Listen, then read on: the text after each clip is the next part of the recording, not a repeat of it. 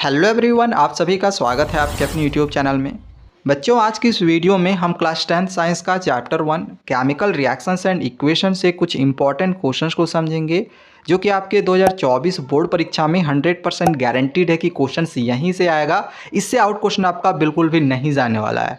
तो वीडियो को आप पूरा शुरू से लास्ट तक देखते रहना। जितने भी क्वेश्चन अभी मैं आप लोग को दे रहा हूँ, सारे क्वेश्चन की अच्छे से तैयारी कर लेना। चलिए एक एक करके सारे क्वेश्चन और आंसर्स को समझते हैं। सो फर्स्ट क्वेश्चन दिया गया है, identify the reducing agent in the following reactions. इसमें से पहचाना है कि रिड्यूसिंग एजेंट कौन कौन सा है। रिड्यूसिंग एजेंट को सर हम कैसे पहचाने? देखो, जिस भी रिएक्शन में ऑक्सीडेशन होगा, ऑक्सीडेशन यानी कि ऑक्सीजन प्लस होगा और हाइड्रोजन रिमूव होगा, तो अगर ऑक्सीडेशन होता है तो वो होता है रिड्यूसिंग एजेंट। बस आपको सिंपल पहचानना है कि किस में ऑक्सीजन ऐड हुआ है या फिर हाइड्रोजन रिमूव हुआ है। और ऑक्सीडाइजिंग एजेंट कब होगा? तो इसी का उल्टा, जब रिडक्शन होगा, यानी कि ऑक्सीजन इसमें लॉस होगा और हाइड्रोजन गेन करेगा। अब जैसे मान के चलो ये वाला रिएक्शन है, हमें यहाँ पे पहचाना है रिड्यूसिंग एजेंट, तो हम क्या देखेंगे कि ऑक्सीजन किस में गेन हुआ है या फिर हाइड्रोजन किस में रिमूव हुआ है। अब जैसे यहाँ पे NH3 है, यहाँ पे देखो हाइड्रोजन है, तो हाइड्रोजन यहाँ से हट गया और ऑक्सीजन ऐड हो गया।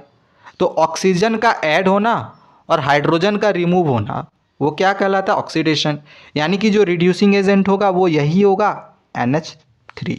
तो आपको कुछ नहीं करना है, A नंबर डालना है आंसर में और बस आपको लिख देना है NH3, यही है रिड्यूसिंग एजेंट।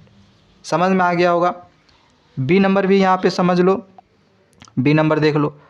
अब जैसे यहाँ पे H2O है, अब इस H2O से यहाँ पे आप देखोगे कि जो हाइड्रोजन है वो रिमूव हो गया।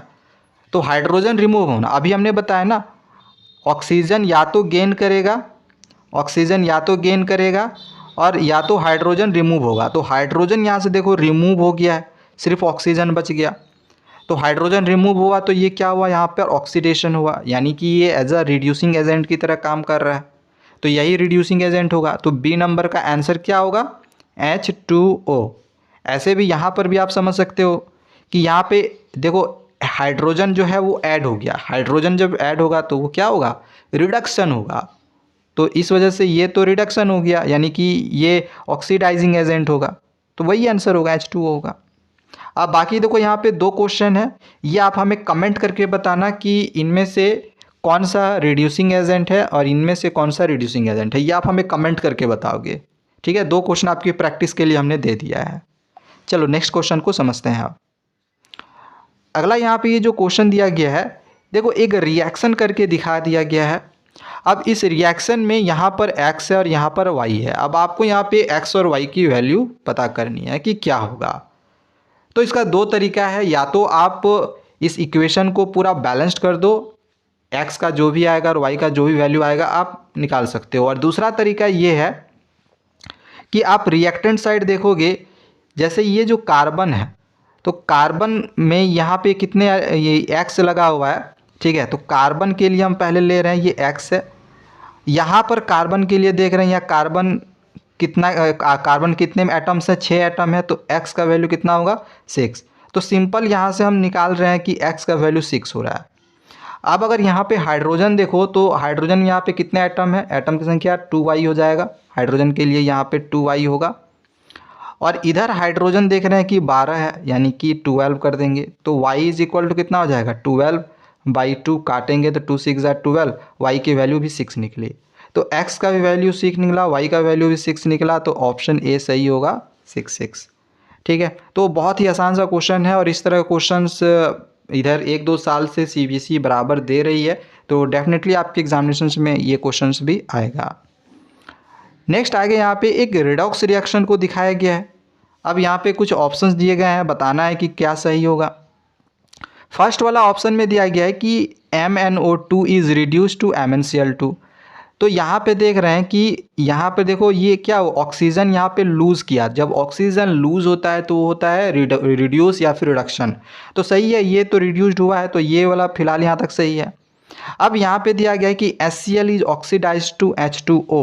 तो HCl क्या ऑक्सीडाइज्ड हुआ है? ऑक्सीडाइज्ड कब होगा? अभी हमने बताया कि या तो हाइड्रोजन रिमूव होगा या तो ऑक्सीजन गेन करेगा। तो यहाँ तो भाई हाइड्रोजन रिमूव हो गया, यानी कि ये तो ऑक्सीडाइज्ड हुआ है। तो बस यही हम लोग का राइट आंसर होगा, ऑप्शन ए। बाकी पढ़ने का ज़रूरत भी नहीं है। ठीक है, समझ में आ गया होगा। चलो अब आगे नेक्स्ट क्वेश्चन को देखते हैं। अब एक क्वेश्चन यहाँ पे दिया गया है, बहुत मज़ेदार क्वेश्चन है और एग्जामिनेशन में अक्सर ये क्वेश्चन आता ही आता है। Why do we store silver chloride? Silver chloride का फॉर्मूला क्या होता है? AgCl in dark coloured bottles. देखो क्वेश्चन क्या दिया गया है कि जो सिल्वर क्लोराइड है इसको हम काले कलर के बोतल में क्यों बंद कर कर रखते हैं? देखो इसका रीज़न ये है ना, रीज़न ये है कि अगर सिल्वर क्लोराइड को हम एटमॉस्फेयर में ऐसे ही छोड़ दें, कलर्ड बोतल में, डार्क कलर बोतल में अगर हम नहीं रखें ना, तो इससे क्या होगा कि सन के लाइट की वजह से वो जो सिल्वर क्लोराइड है वो डिकम्पोज हो जाएगा और सिल्वर और क्लोराइड वो दोनों अलग हो जाएगा, जो कि यहाँ पे रिएक्शंस में भी आप देख रहे हो। ठीक है, ये जो सिल्वर क्लोराइड है इसमें सिल्वर और क्लोरीन क्या हो गया? अलग अलग हो गया, रिएक्शन हो गया। बस इसी वजह से उसको हम डार्क कलर्ड बोतल्स में सिल्वर क्लोराइड को रखते हैं। बस आंसर आपका यहाँ पे कंप्लीट हो गया। सो यहाँ पे अब जो नेक्स्ट क्वेश्चन दिया गया है, इसमें यहाँ पे 2 क्वेश्चन दिए गए हैं और क्वेश्चन में पूछा गया है कि identify the types of reaction mentioned above in 1 and 2। सबसे पहले तो पहचानना है कि ये दोनों रिएक्शन जो है वो किस टाइप का रिएक्शन है। तो ये जो रिएक्शन है ये डिस्प्लेसमेंट रिएक्शन है। आपने पढ़ा हुआ होगा कि अगर less reactive element more reactive element को डिस्प्लेस कर लेता है, जैसे यहाँ पे बी को अगर डिस्प्लेस कर लिया ए और बी इस तरह से बाहर निकल गया, तो ये डिस्प्लेसमेंट रिएक्शन होता है। और ये है डबल डिस्प्लेसमेंट रिएक्शन, क्योंकि इनमें आयंस का एक्सचेंज होता है। तो आपको करना क्या है कि बस क्वेश्चन नंबर 1 के लिए आंसर लिख देना है डिस्प्लेसमेंट रिएक्शन। आप बस आंसर में क्या करोगे, आंसर्स में आपको बस इस प्रकार से लिख देना है डिस्प्लेसमेंट रिएक्शन फर्स्ट के लिए। ठीक है, डिस्प्लेसमेंट रिएक्शन, और डिस्प्लेसमेंट रिएक्शन का एक एग्जांपल देना है। जैसे एग्जांपल मैं दे रहा हूँ, जैसे Zn को अगर हम CuSO4 के साथ रिएक्ट करते हैं, ठीक है, तो इसमें जो Zn होता है वो मोर रिएक्टिव होता है Cu से, तो Zn को वो डिस्प्लेस कर लेगा, मतलब Cu को ये रिप्लेस कर लेगा, Zn आ जाएगा Cu के पास, यानी ZnSO4 होगा, और ये जो Cu है ये इस तरह से बाहर निकल जाएगा। तो एक एग्जांपल भी लिखना था जो कि हमने यहाँ पे लिख दिया है। अब सेकेंड क्वेश्चन में हमें जो एग्जांपल लिखना था वो डबल डिस्प्लेसमेंट का लिखना था, क्योंकि सेकेंड वाला जो एग्जांपल था वो डबल डिस्प्लेसमेंट का था। डबल डिस्प्लेसमेंट यानी जिनमें आयंस का एक्सचेंज होता है। तो इसका एग्जांपल मैं लिख दे रहा हूँ, जैसे अगर हम सोडियम सल्फेट यानी कि NaSO4 को अगर हम बेरियम क्लोराइड के साथ रिएक्ट करवाते हैं, अब देखो ये जो पॉजिटिव होता है ये निगेटिव होता है, ये पॉजिटिव होता है निगेटिव होता है, इतना पता होगा आपको। तो इसके रिएक्शन से क्या होगा, पॉजिटिव निगेटिव एक साथ आएगा, यहाँ पर भी पॉजिटिव निगेटिव एक साथ आएगा, तो NaCl एक साथ हो जाएगा और BaSO4 एक साथ आ जाएगा, जो कि ये एक सॉलिड वाइट कलर का प्रेसिपिटेट होता है। ठीक है, तो एग्जाम्पल लिखना था, खैर हम यहाँ पे लिख लिए एग्जाम्पल डबल डिस्प्लेसमेंट रिएक्शन का, और ये एग्जाम्पल हो गया आपका डिस्प्लेसमेंट रिएक्शन का। तो क्वेश्चन समझ में आ गया होगा। चलो नेक्स्ट आगे के क्वेश्चन को देखते हैं। आप नेक्स्ट आगे क्वेश्चन दिया गया है कि ये shiny brown coloured element X on heating in air becomes black in colour. एक shiny brown colour element X है जिसको अगर एयर के प्रेजेंस में हीट किया जा रहा है ना, तो वो ब्लैक कलर का हो जाता है। तो ये जो एलिमेंट X है और जो ब्लैक कलर्ड कंपाउंड हमें मिला वो दोनों क्या होगा, ये हमें बताना है। तो आप इस रिएक्शन को यहाँ पे देखो कि जो कॉपर है अगर हम ऑक्सीजन के प्रेजेंस में अगर इसको हीट करते हैं, जो कि ये शाइनी ब्राउन कलर का होता है, तो पहले तो हमें पहचानना है ना वो X क्या है ना। तो जैसे इसका हिंट दिया गया है कि ये शाइनी ब्राउन कलर्ड है, तो पहले ये आपको समझना पड़ेगा, याद रखना पड़ेगा कि शाइनी ब्राउन कलर्ड एलिमेंट कौन सा होता है, कॉपर होता है। तो पहचान लिए कॉपर है। अब ये ऑक्सीजन के प्रेजेंस में हीट हो रहा है, अब बताओ इसके रिएक्शन से क्या मिलेगा, हमें CuO मिलेगा, जो कि ये ब्लैक कलर का होगा। तो बस X क्या होगा, कॉपर होगा, और जो ब्लैक कलर कंपाउंड हमें मिला वो क्या है, CuO है, यानी कि कॉपर ऑक्साइड है। और इसका रिएक्शन हमने यहाँ पे देख ही लिया है। नेक्स्ट आगे यहाँ पर भी एक क्वेश्चन दिया गया है जो कि बहुत ही इंपॉर्टेंट क्वेश्चन है आपके एग्जामिनेशन पॉइंट ऑफ व्यू से। देखो क्वेश्चन में A नंबर में क्या दिया गया है, सबसे पहले तो ये एक एक्टिविटी करके दिखाया गया है। मैं थोड़ा सा यहाँ पे इस एक्टिविटी को आपको समझाता हूँ। सबसे पहले देखो एक बीकर लिया गया है, इस बीकर में यहाँ पे वाटर डाल दिया गया है और यहाँ पे आप देख रहे होगे कि एक ये एनोड का रड है, यहाँ पे कैथोड का है। एनोड के जगह पे यहाँ पे देख रहे हैं कि हम ऑक्सीजन जो है वो जमा हो रहा है और यहाँ कैथोड में ये हाइड्रोजन जो है वो जमा हो रहा है। ठीक है, तो फर्स्ट क्वेश्चन यहाँ पे दिया गया है कि name the process depicted in the diagram. इस डायग्राम में किस प्रोसेस को दिखाया गया है, किस प्रोसेस को दर्शाया गया है। देखो यहाँ पे क्या किया जा रहा है, ये वाटर है और वाटर में करंट जो है वो पास किया जा रहा है, यानी कि इलेक्ट्रिसिटी पास किया जा रहा है। तो ये क्या है, इलेक्ट्रोलाइसिस ऑफ वाटर। ये कौन सा प्रोसेस है, इलेक्ट्रोलाइसिस ऑफ वाटर। तो आपको कुछ नहीं करना है, डायरेक्टली जो क्वेश्चन का आंसर है इसमें डायरेक्ट आपको ए नंबर लिखना है और यहाँ पे लिख देना है इलेक्ट्रोलाइसिस ऑफ वाटर। आपको कुछ नहीं करना है, बस यही लिख देना है, इलेक्ट्रोलाइसिस ऑफ वाटर। ठीक है, अब सेकेंड क्वेश्चन दिया गया है कि right the composition of gases collected at anode and cathode. तो यहाँ पे ये एनोड है, यहाँ पे कैथोड है। तो एनोड के जगह पे ऑक्सीजन जमा हो रहा है और कैथोड के जगह पे हाइड्रोजन जमा हो रहा है। तो बस आंसर में हम लिख देंगे कि एनोड के जगह पे ऑक्सीजन जमा होगा और कैथोड के जगह पे हाइड्रोजन जमा हो रहा है।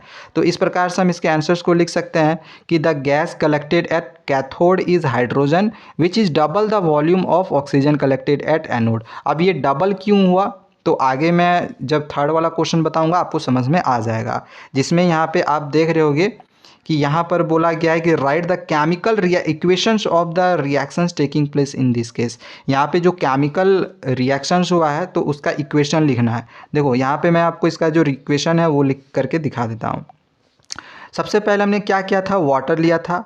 अब वाटर में क्या किए थे, हम इलेक्ट्रोलाइसिस किए थे, यानी इलेक्ट्रिसिटी पास किए थे। तो ऊपर में यहाँ पे पासेस इलेक्ट्रिसिटी लिख देंगे इस तरह से।